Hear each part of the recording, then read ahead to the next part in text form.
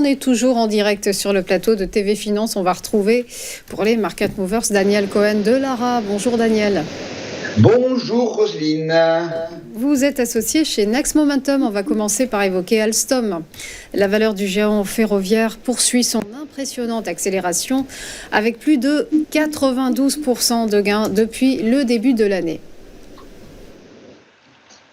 Alors, je regardais en même temps les cours d'ouverture d'Alstom.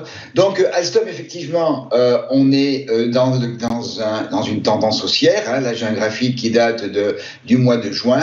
Et cette tendance haussière est matérialisée par deux choses. Tout d'abord, la moyenne mobile exponentielle 55, qui est un bon support au cours et qui est haussière.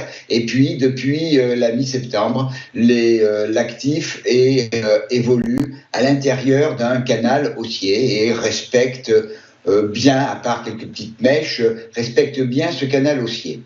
Donc, on est sur un schéma qui est favorable. Le RSI est en territoire tout à fait positif. Et ces derniers jours, eh bien, les volumes que l'on a ici au-dessus du RSI sont légèrement supérieurs à la moyenne, ce qui montre que l'on a une hausse qui est bien suivie. Hein. Il y a quand même du volume, il y a un volume correct.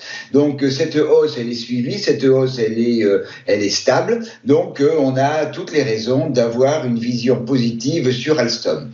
Alors, ce matin, je regardais en même temps, donc on ouvre très légèrement en baisse, hein, de rien du tout, ce qui ne met absolument rien en doute et rien en péril.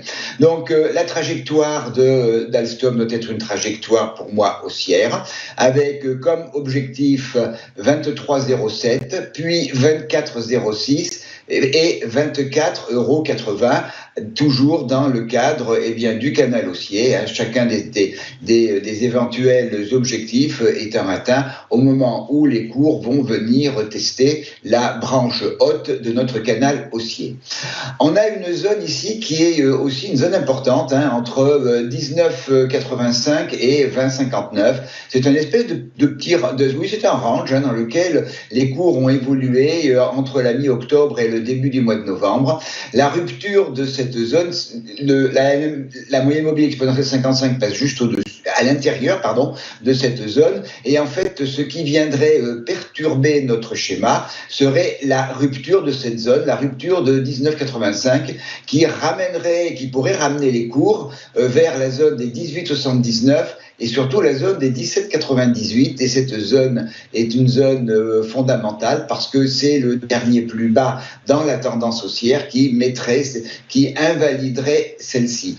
Alors on n'en est absolument pas là, et on a plutôt en ce moment à suivre la trajectoire haussière d'Alstom, et tout contact dans ce cas-là et tout rebond sur la branche basse de notre canal haussier pourrait donner lieu à un achat ou un renforcement pour ceux qui sont déjà en position, et uniquement dans ces conditions-là.